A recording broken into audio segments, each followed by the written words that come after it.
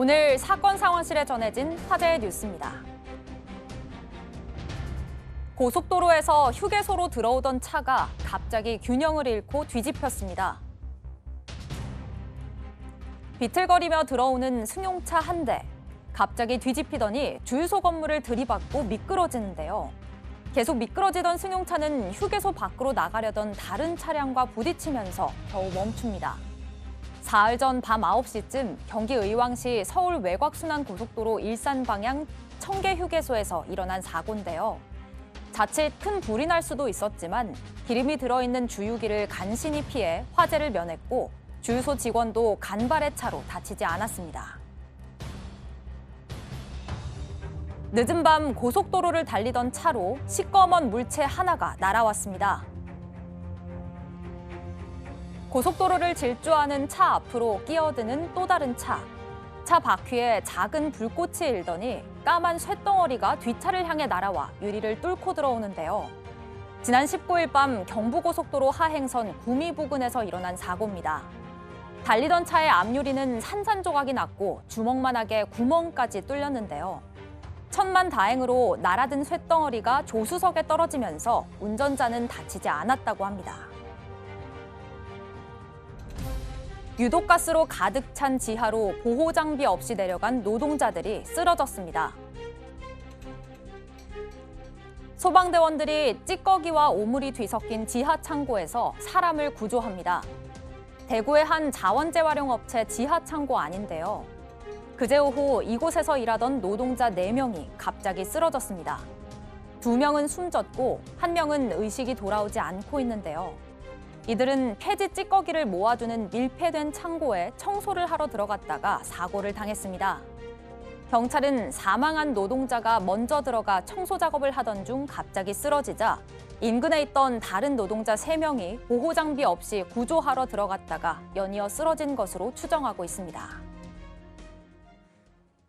이런 사고를 또 한 번 저희가 전해드리게 됐습니다. 보호장비 없이 지하로 내려간 노동자들이 사고를 당했습니다. 그러니까 뭐 지금 보신 곳이 이제 대구에 있는 자원 재활용 업체입니다. 그러니까 폐지들을 압축해서 이렇게 만들어내는 이 컨베이어 벨트가 저 지하에 있다고 해요. 그래서 이 맨홀에는 그 폐지 찌꺼기 같은 것들이 끼게 되면 6개월에 한 번씩 들어가서 직접 저렇게 청소를 해줘야 되는데 앞서 말씀해 주셨지만 애초에 이제 한 분이 쓰러졌고 그 동료를 구하러 들어갔던 나머지 3분들 중에 또 의식을 잃으신 분이 있었고 결국 2명이 사망했던 사건인데요. 이게 저 안에 이제 유독가스가 꽉 차 있었던 거예요. 뭐 황화수소라든지 이산화질소 이런 것들이 이 기준치의 14배 이상 꽉 차 있었다라는 건데 이런 안전 수칙을 지키지 않은 부분이 너무나 좀 안타까운 상황이고 특히나 이 보호장구 얘기를 했는데 이분들이 착용하고 있었던 옷이 방수 효과는 있으되 나머지 그 어떤 보호장구도 없이 작업을 해왔다고 해요. 이런 부분들이 너무나 좀 가슴 아픈 상황입니다. 네. 지금 저 좁은 공간에서 유독가스가 가득 차 있었기 때문에 결국 이렇게 질식사를 하는 사고가 일어났는데 이렇게 밀폐된 공간에서 사고가 나는 횟수가 줄질 않고 있습니다. 이유가 뭘까요? 매년 한 20분 정도의 노동자가 밀폐된 공간에서 질식해 사망한다고 합니다. 사실 근데 이 제도적인 걸 따져봐야 되는데요. 산업안전보건법 영시행규칙 이런 데서는 그 전적으로 사업주의 어떤 일등에 맡기는 겁니다. 왜냐하면 밀폐 공간을 보유한 현황에 대해서 신고 의무가 없다고 합니다. 그러니까 실제로 자기의 사업장에 어디가 밀폐 공간이고 이걸 어떻게 할 것인지에 대한 그걸 자기 사업주 스스로 판단에 맡기는 거죠.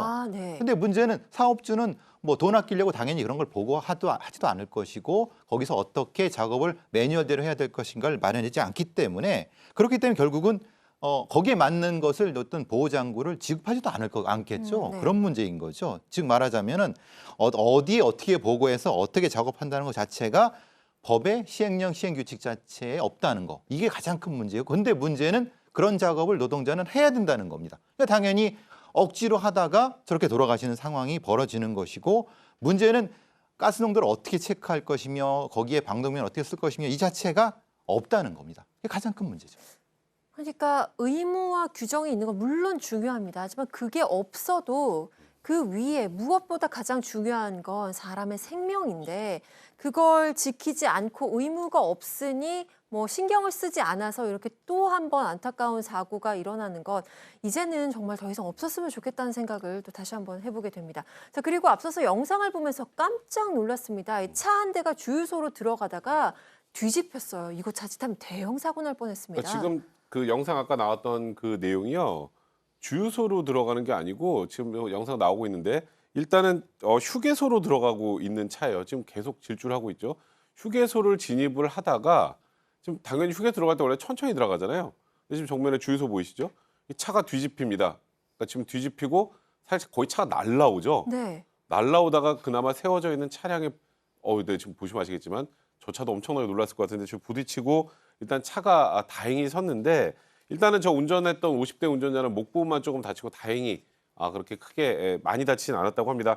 일단 경찰은 사고 당시에 지금 보시면 아시겠지만 전혀 브레이크가 작동하지 않는 것으로 보이죠. 일단 운전자는 나는 브레이크를 계속 밟는데 브레이크가 말을 듣지 않아서 이런 사고가 났다고 하고 있는데요. 실제로 이게 운전자의 운전 부주의인지 아니면 차량 내부의 결함 때문에 이렇게 된 것인지 이 부분이 앞으로 조사의 포인트가 될 거고요. 그나마 천만다행인 건 주유소의 직원 있죠. 네. 직원도 다행히 없었고 그리고 저 차량이 주유기로 돌진을 했으면 정말 대형 사고가 날 뻔했는데 주유기도 간발의 차이로 피해서 그나마 사고가 크지 않은 것이 다행인가 아닌가 싶습니다. 정말 인명사고가 없다는 게 정말 가슴을 쓸어내리게 하는 그런 맞습니다. 장면이었습니다.